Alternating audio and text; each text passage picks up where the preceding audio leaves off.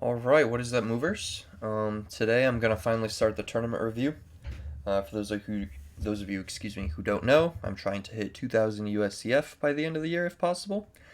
And this was the first tournament that I had of the year, I believe. Like a full tournament, instead of just like games every Thursday, like a single game. But it was a Charleston chess tournament. I entered the over 1,500 category. There were, I think, 29 competitors. And I think I was ranked like 25th or 26th out of those 29. My ranking was 1560 or 1567. I think it updated for this tournament. So it's 1567, whatever it shows on the title will be correct. And then the ratings went as far as I think 2250 was the highest, and there was one national master in the mix. But it was a classical tournament, and everyone was higher rated than me, so I had a good chance of getting ELO pretty much no matter what I did.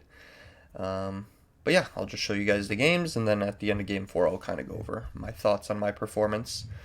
But in game 1, I played the black pieces, and my opponent was rated 1866 in this game. Little spoiler alert, my opponent ended up coming second in the entire tournament out of the 29, and he actually had 3.5 out of 4 points, and the only points that he missed out on were in this game against me, where he drew. Which is a spoiler, but as you could see by this graph, it ends in absolutely, drawish game. But it was still an interesting one. So we start with d4. I'm going to switch to analysis. So we got d4. I responded with b6, of course. My opponent played c4. Equally common is e4 or the London, but instead we ended up getting c4, which I'm pleased with because I think I get pretty good positions from this. We get bishop b7, knight to c3, e6, knight to f3, all common stuff. And then typically what I like doing here is just mirroring, getting my own knight out. Even though he's never really going to push this anymore, I like the choices that I have with a knight there. We get bishop to g5. I just test him, see what he wants to do. He goes back. We do the same thing on the other side, and I just go back to e7. Not entirely sure why the computer says that this is better, but I'm going to be studying my openings a lot more in the coming days, so looking forward to finding out what the reason could be. It might be because this move exists. Then after this, I'm just in a good position, threatening a pawn. I think this is the only real way you defend unless you want to do this. And then all of a sudden, I'm also threatening here. It just looks really decent, I think. So that's probably the reason why it's better to take. Actually, this move isn't even possible if the bishop's not here. So I take it back. I don't have a clue as to what's going on. Maybe it's because I could play g5 and then put my knight here and either win the bishop or get a pawn. This is just me thinking out loud, though. Anyway, we get e3, of course, making room for the bishop. Now I go ahead and play c5. He can't push in this position, so what I'm trying to do is just get a trade. And normally when there's a pawn on c3, which is typical in London setups, then this is kind of annoying because c5 is really a nothing move because he's going to just play c3 anyway. And when I take, this chain just stays afterwards. Whereas here I could at least disrupt the chain a little bit and have a decent position bishop, where he has to start making some, pretty hefty pawn moves just to kick this guy out. But he actually played the move that he can't play. So I knew about this, so I took the knight, or I took the pawn rather. And even though this is a free pawn, the position does get a little bit shaky for me as a result. So he took back, and I took the bishop, which is supported by the queen. He took the pawn, and I captured back. And it's really important that you capture this way, because if you don't capture that way, then what ends up happening in the position, let's say I take this way just for a second. What's going to happen, I don't know if the computer's going to show it right away or not. Maybe the eval will show it. But yeah, it starts being winning for white. That is because of this move. No, not because of that move. What move am I thinking of? Oh, this is the move. Okay, apparently I'm just wrong. So I don't really know why that's bad.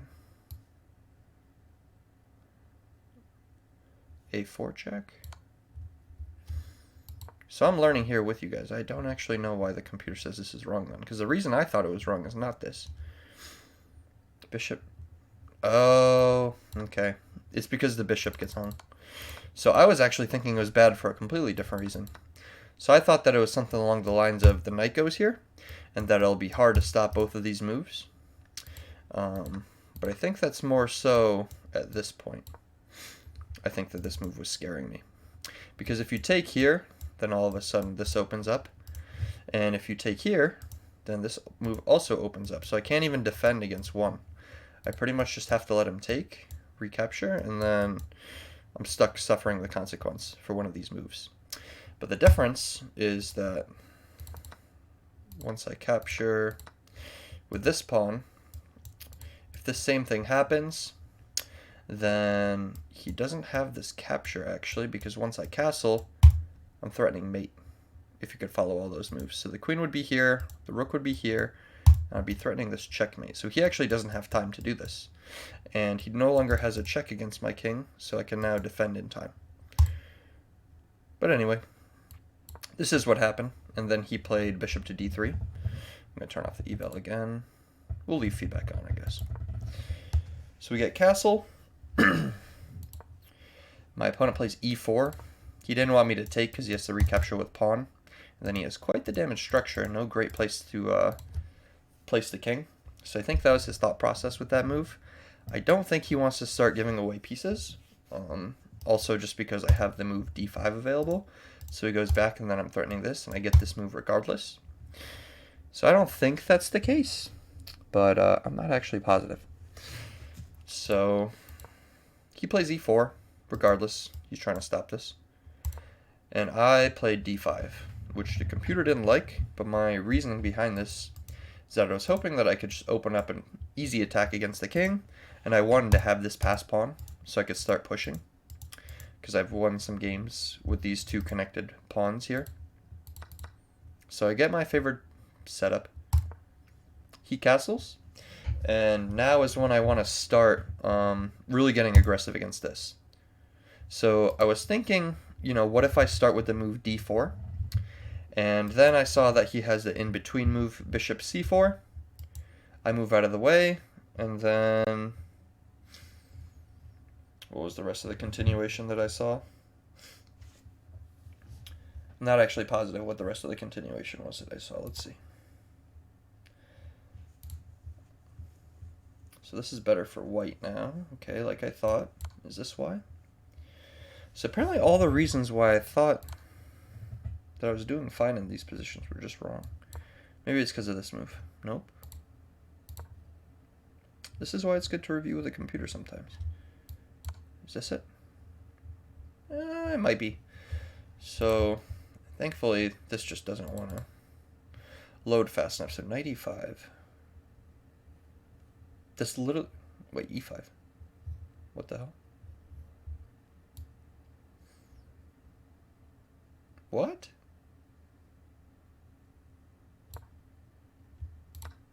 What on earth am I missing? Oh, okay, so I'm falling into a tactic trap because I don't have any control over these light scores and he dominates them with his two pieces, so he could even sack. Okay, so I didn't even see this in game. Wow. Alright, but regardless, that's not the move that I played because I didn't like the thought of this bishop having these light scores and this queen having this light square. So I mean, I had the concept down, I just didn't see the exact tactical continuation. So what I actually did, first I saved my bishop because I wanted to keep as many pieces on the board as possible. And I was also thinking that I could ruin his pawn structure here. And that, say he like protects it with the rook, that I'd be able to take, rook takes, and then push, and then I have this capture. And this actually does happen, but for some reason I don't take. I like this option more. And I think the reason why I like that option more is the same as the previous reason. I didn't... Oops, that's not what I'm doing. I didn't want to open myself up to any attacks on this diagonal.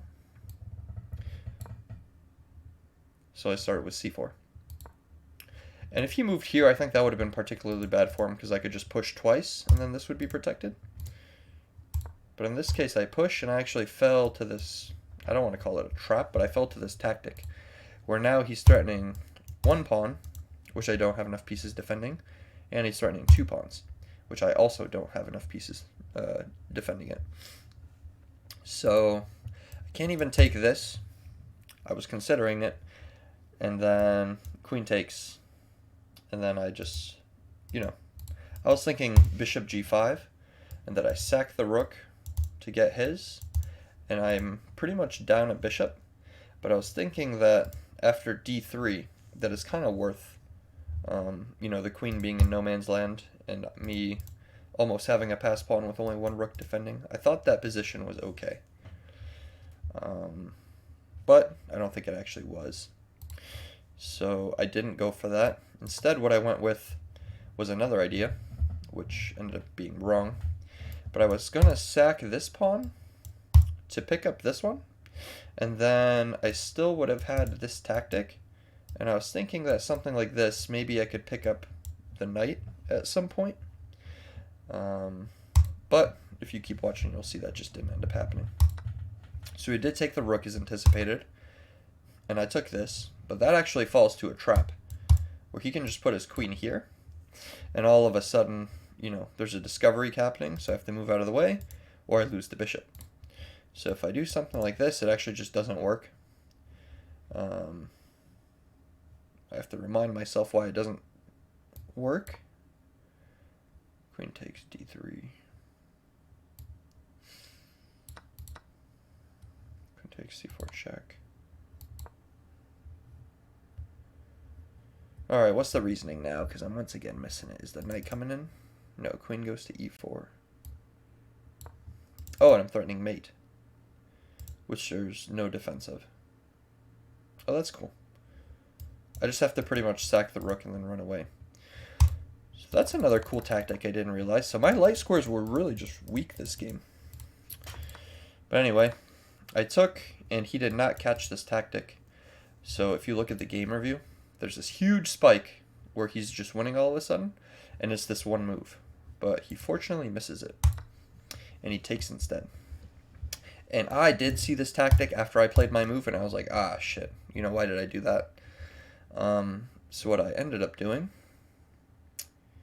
What did I end up doing? I should have taken, I think. What happens here? He starts winning again. Oh, because it's mate. Right, that's why you have to take the queen immediately. I was wondering why I didn't do that. So pretty much it's mate. So I have to take this. And then I didn't want to take this knight because this move was going to come in. And I just didn't think that it was necessarily worth it. If this move existed and I could pick up a rook, that'd be cool. But it just didn't. But 2 pieces for the knight also wouldn't have been bad. So why didn't I do this?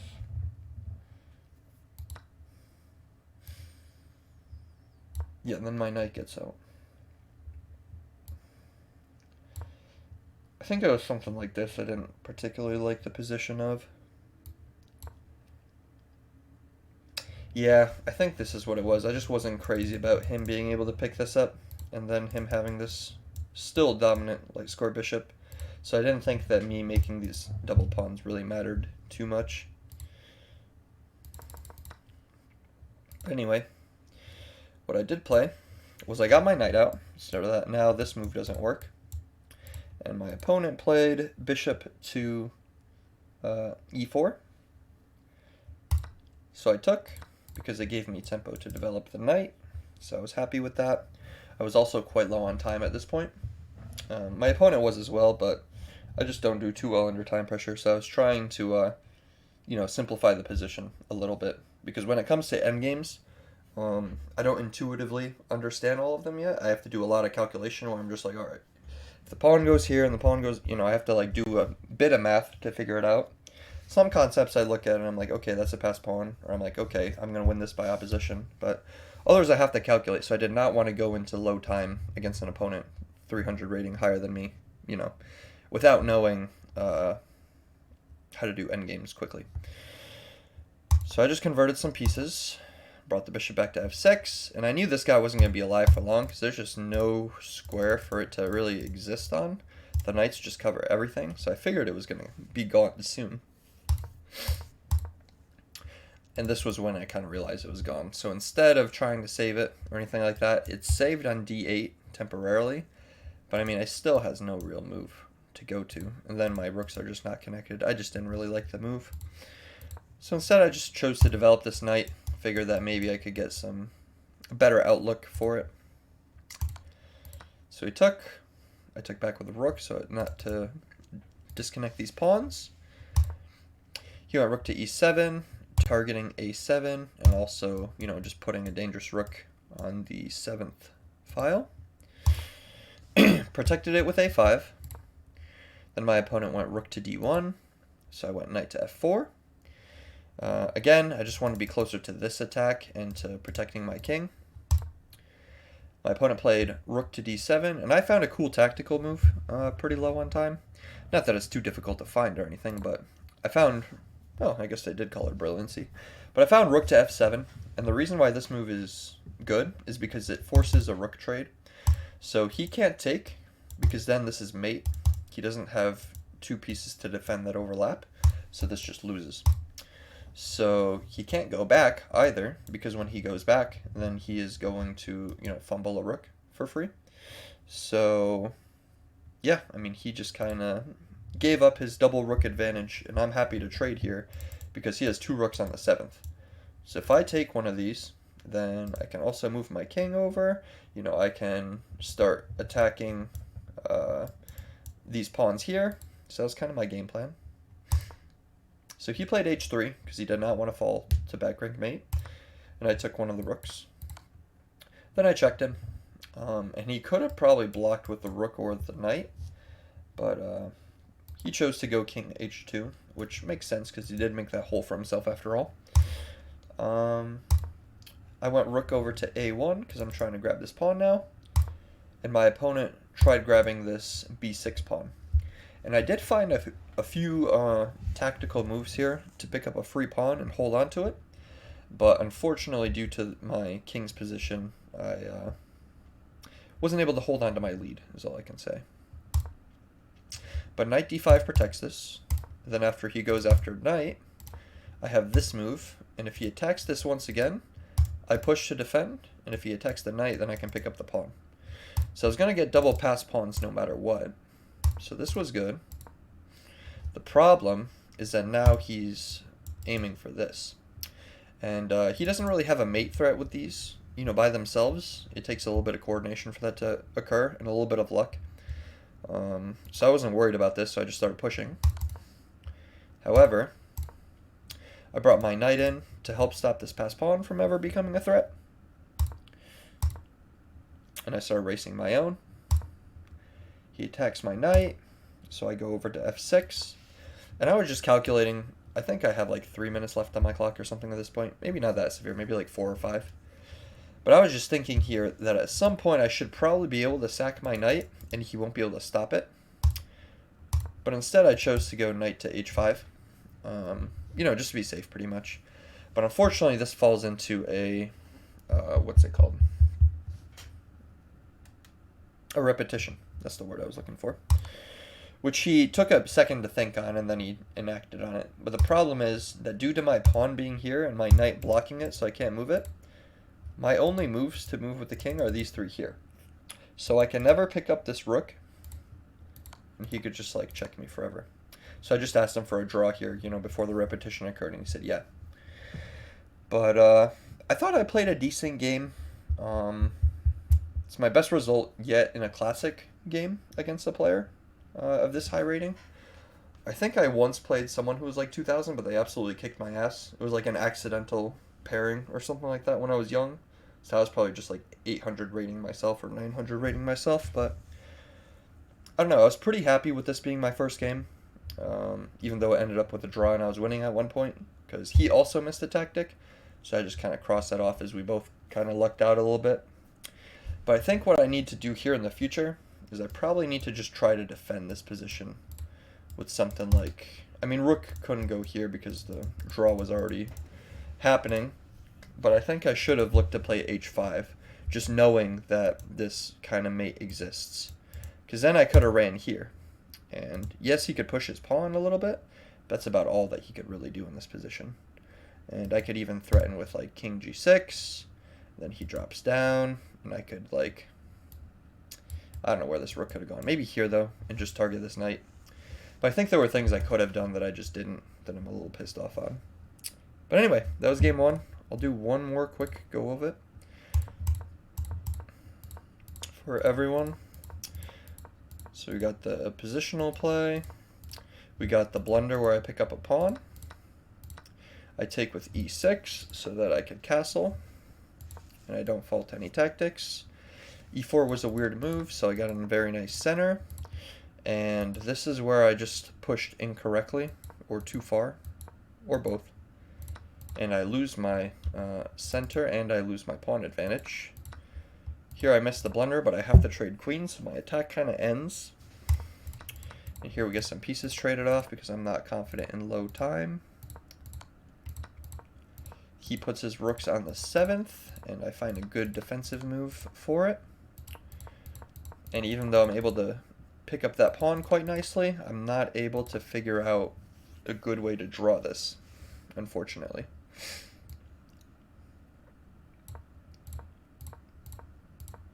Yeah, and me allowing his rook to get to the 7th for free was also not very good. Because I think if he checks from here, yeah, if he checks from there, I eventually have this escape. But in this position, I just don't have it. So, frustrating, but what can you do? That was game 1 of the tournament, and I'm going to review the next 3 over the next 3 days. So stay tuned. Have a good one, guys.